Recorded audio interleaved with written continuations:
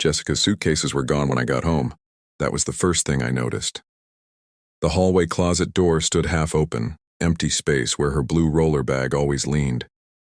The apartment felt quieter than it should have, like it was holding its breath. I called her name once, softly, already knowing there would be no answer. The bathroom counter was clear. No makeup brushes, no perfume bottle shaped like a tiny glass heart. In the closet, her dresses were missing, leaving thin gaps between my shirts.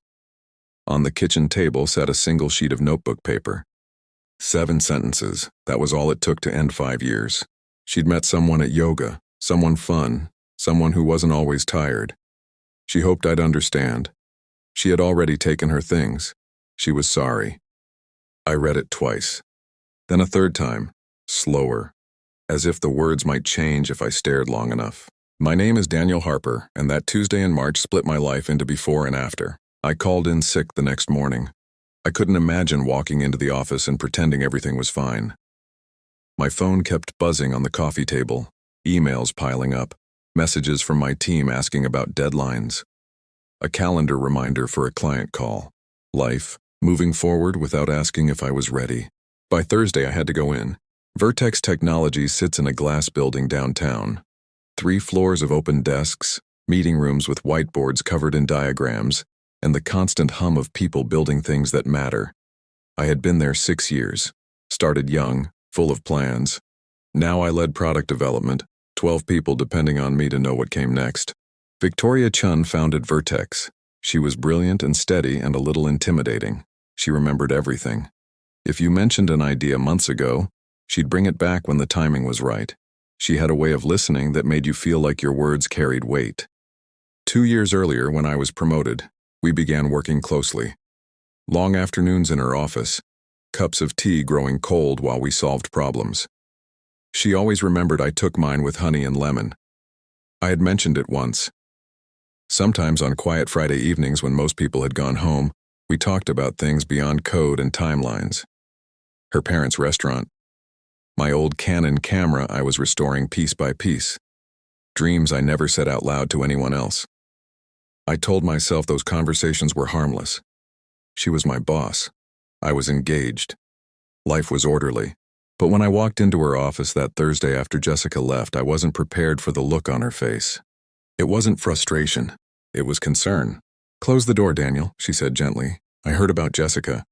And in that quiet room, with the city stretching wide behind her, something inside me began to crack in a way I didn't expect. Not from losing Jessica, but from being seen, and I didn't yet know how much that would matter. I couldn't speak at first, I just nodded and sat down. Victoria folded her hands on the desk. "I called your brother," she said. "I hope that wasn't overstepping." It should have felt strange. A CEO calling my emergency contact, but it didn't. It felt steady, practical, like someone turning on a light in a dark room. "I'm sorry," she continued, "this is a lot to carry." No one had said that to me yet. Friends texted. Coworkers asked polite questions. But no one had named the weight of it. "Here's what we're going to do," she said. "Work from home Monday through Thursday. Come in Fridays for what truly matters. Deadlines can move. People can adjust. You don't have to be made of steel." I stared at her. This was the same woman who once kept a team in the office through a holiday weekend to protect a contract. She had a reputation for being exact and demanding, but right then she was simply kind. She handed me a business card. "A therapist my friend saw during her divorce. Insurance covers it." I took the card carefully like it might break. "You're valuable here," she said, "but more than that, you're a person. Don't forget that." That arrangement saved me. Working from home meant I could fall apart without an audience. Some mornings I answered emails from the couch, still in pajamas. Other days I managed only the bare minimum before staring at the wall for an hour, replaying Jessica's note in my head. I boxed up her leftover things slowly. A sweater she forgot, a chipped coffee mug, hair ties scattered like small evidence of a life that had been there. Victoria checked in often. At first it was about work. "How's the Johnson report coming?" Then it shifted. "Did you eat today?" "Go outside for 10 minutes. One night around midnight, my phone rang. Her name lit up the screen. "I saw you were still online," she said. "You okay?" We talked through a presentation I'd been stuck on. She untangled it in minutes, calm and focused. But when the work was done, she didn't hang up. "I watched a documentary about a photographer who traveled after his divorce," she said. "Made me think of you." No one had ever connected my quiet hobby to something bigger, so I told her about the old Canon camera, about loading film in darkness, about how repairing tiny mechanical parts made my mind quiet in a way meetings never could. She listened, really listened. That call lasted nearly 2 hours. After that, she called more often, late nights, when the world felt smaller and easier to talk in. We started with work. We ended somewhere else entirely. I told myself she was just being a good leader, a supportive boss, nothing more. But I began to wait for those calls, and when her name lit up my screen, my chest felt lighter in a way I couldn't explain. 5 months passed like that. Slowly, the sharp edge of Jessica's absence dulled. The apartment stopped feeling like a place someone had escaped from and started feeling like somewhere I lived again. I went back to therapy. I bought fresh rolls of film. On quiet Sundays, I walked through the city taking pictures of ordinary things: laundry on balconies, old brick walls, sunlight catching in puddles. Work steadied too. I came into the office more often. My team relaxed around me again. Deadlines were met. Projects moved forward. Then one Monday morning, everything shifted. We were called into the large conference room, every chair filled. Victoria stood at the front, calm and clear. "We're acquiring NextCore Systems," she announced. The room buzzed. NextCore was our biggest competitor. Different software, different structure, different way of doing everything. Victoria's eyes found mine. "Daniel Harper will lead the technology integration." My stomach dropped. After the meeting, I caught up with her in the hallway. "Victoria, this is huge. I'm not sure I'm ready." "You are," she said simply. "You understand our systems better than anyone. I trust you." Trust, that word landed heavy. The work began immediately. 4 teams, endless calls, systems that refused to cooperate, code that fought back every time we tried to connect it. My days stretched longer, 15 hours, then 16. Coffee became dinner. Sleep became a rumor. The late-night calls changed. They were shorter, sharper, focused only on problems. "You sound tired," she said once. "I'm fine," I answered, even though my hands were shaking. My apartment grew messy again. Dishes stacked, laundry unfolded. My camera sat untouched on the shelf, dust gathering along the lens. Mistakes crept in. A missed email. A wrong attachment. Then bigger errors. During one executive presentation, my mind went blank halfway through a sentence. I could see faces on the screen waiting for me to finish a thought that had disappeared. Victoria's expression stayed steady, but I knew she noticed. Sleep left me completely. I would lie in bed staring at the ceiling, running timelines through my head. My chest felt tight all the time, like I was bracing for something. The big integration presentation to NextCore executives came on a Wednesday morning. I had slept 2 hours. When I opened the meeting link, 20 faces stared back. I began talking. My voice sounded far away, like it belonged to someone else. Slides blurred, dates tangled. I lost my place, started over, lost it again. At one point, I couldn't remember a basic timeline I had memorized for months. My hands trembled so badly I had to hide them under the desk. The call ended early. I sat there staring at the blank screen, heart racing, breath shallow. This isn't working, I thought. For the first time, I wasn't thinking about Jessica. I was thinking about how I had disappeared inside my job, and I wasn't sure how to find myself again. That night, I lay awake, staring at the ceiling. Jessica's note came back to me in pieces. "You're always tired. You're never really here." At the time, I had told myself she was exaggerating. That hard work was temporary, that things would slow down soon. But lying there in the dark, I had to admit something. I didn't know how to slow down. At 2 in the morning, I got up and opened my laptop. The apartment was silent except for the hum of the refrigerator. I stared at a blank document for a long time before I began typing. It wasn't dramatic, no anger, no blame. Just the truth. I was exhausted. I was losing myself.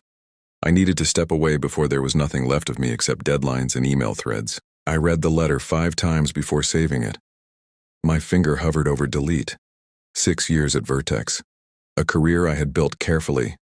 A salary that made life comfortable. But comfort wasn't the same as living. The next morning, I asked for a meeting with Victoria. Her office looked the same as always.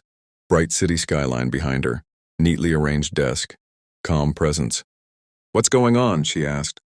I placed the envelope in front of her before I could change my mind. My resignation, 2 weeks. She didn't open it. She just looked at me. Is this about the presentation? She asked quietly. No, it's about me.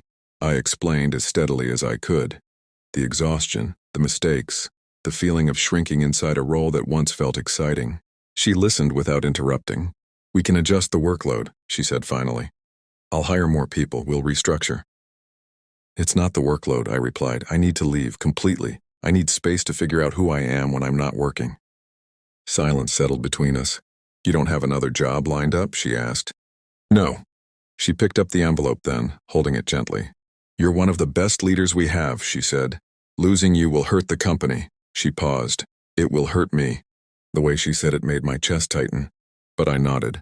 This isn't your fault. She stood, walked around the desk, and for a moment it felt like she might say something else. Something not about business. Instead, she straightened slightly. I understand, she said. Your well-being comes first. I left her office with a strange mix of relief and grief. My last 2 weeks passed quietly. Goodbyes, handovers, a lunch where my team signed a card and tried to joke about how I'd be back in a month. Victoria stayed professional, polite in meetings, no late-night calls, no private conversations. On my final Friday, HR collected my badge. And just like that, 6 years ended with a cardboard box in my hands. I walked out into the sunlight feeling lighter and lonelier than I expected. The first morning without work felt strange. I woke at 7 out of habit, reached for a laptop that wasn't there. For a moment I forgot. Then it came back all at once. No emails, no meetings, no deadlines waiting to be solved. Just quiet. I made eggs and toast and sat at the small kitchen table. I chewed slowly, listening to the sound of my fork against the plate. It felt like I was a guest in my own life. By 9 o'clock, I didn't know what to do with myself. I tried watching television, tried reading a book I'd bought months earlier. My eyes moved across the page, but nothing stayed. The hours stretched long and thin. Tuesday was worse. I slept until 10, let the dishes sit in the sink, walked from room to room without purpose. I had wanted freedom, but freedom without direction felt empty. On Wednesday, my brother Tyler showed up at my door. Get your shoes, he said. We're going hiking. I'm fine, I told him. You're not, he answered gently. We drove out of the city and walked a narrow trail through trees that smelled like damp earth. We didn't talk much at first, just walked. Let the steady climb quiet our thoughts. At the top, we sat on a flat rock overlooking the valley. You want to tell me what's really going on? Tyler asked. I picked up a small stone and rolled it between my fingers. It's not just the job, I said. It's her. Victoria? I nodded. We talked a lot these past months. Late nights, real things. And when I quit, she just stepped back, didn't even say goodbye properly. Tyler was quiet. Maybe she didn't know how, he said finally. Or maybe she cared more than you think. I let out a small laugh. She's a CEO, Ty. I was her employee, that's all. Is it? The question lingered between us. When he dropped me off that evening, he paused before I got out of the car. If she matters that much, he said, maybe tell her. I shook my head. Too late. That night I ordered pizza and sat on the couch scrolling through old messages. The last text she'd sent was simple. You'll do great tomorrow. I had replied with a thumbs up. It felt unfinished somehow. At 8:17 p.m. the doorbell rang. I assumed it was the delivery driver. I didn't check the peephole. I opened the door, and there she was. Standing in the rain. Victoria stood there, rain dripping from her hair onto my doormat. For a moment neither of us spoke. The hallway light caught the water on her coat. She looked smaller somehow, less like the woman who filled boardrooms and more like someone who had walked a long way without being sure she should. You could leave the office, she said softly, but not me. I must have looked confused because she added almost in a rush, May I come in? I stepped aside. My apartment suddenly felt very honest. A pizza box on the coffee table. Camera parts spread across old newspaper. Laundry folded halfway and forgotten. I wanted to apologize, but she was already looking around with something like relief. It feels real, she said. She held a folder against her chest. When she handed it to me, I opened it without understanding what I was looking at. A job proposal. A new role focused on employee wellness. Flexible hours. Remote. I created it, she said, because what happened to you shouldn't happen to anyone here again. I looked up. You could have emailed this. I know. Rain tapped against the windows. The room felt very small. "This isn't only about the job," she said. Her voice was steady, but her hands weren't. "When you resigned, I realized something. Those late-night calls, they weren't just check-ins. They were the best part of my day." My heart started to beat harder. "I waited until you left because I didn't want to influence your decision," she continued.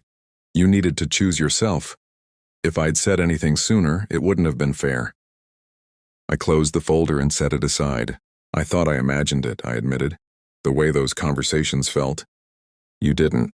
She took a breath that seemed to cost her something. "I drove past your building twice before I parked.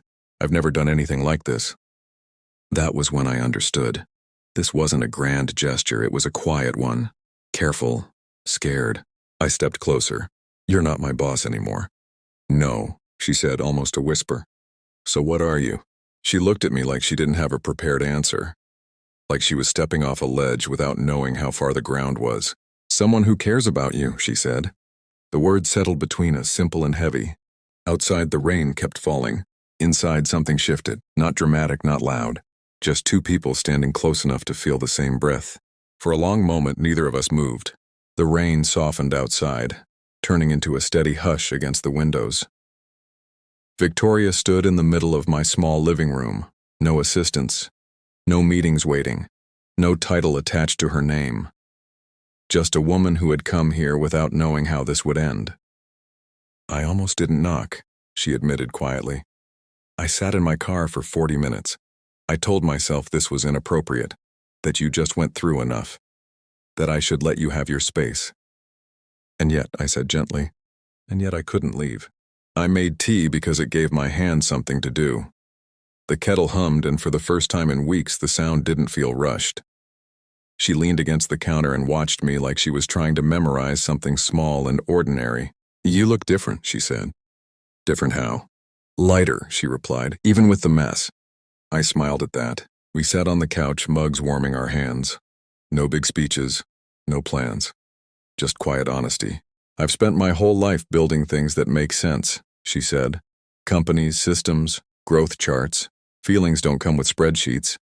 "They don't need to," I said. "They just need room." She nodded slowly. "I didn't want to ask you to stay at Vertex for me," she added. "That wouldn't have been fair.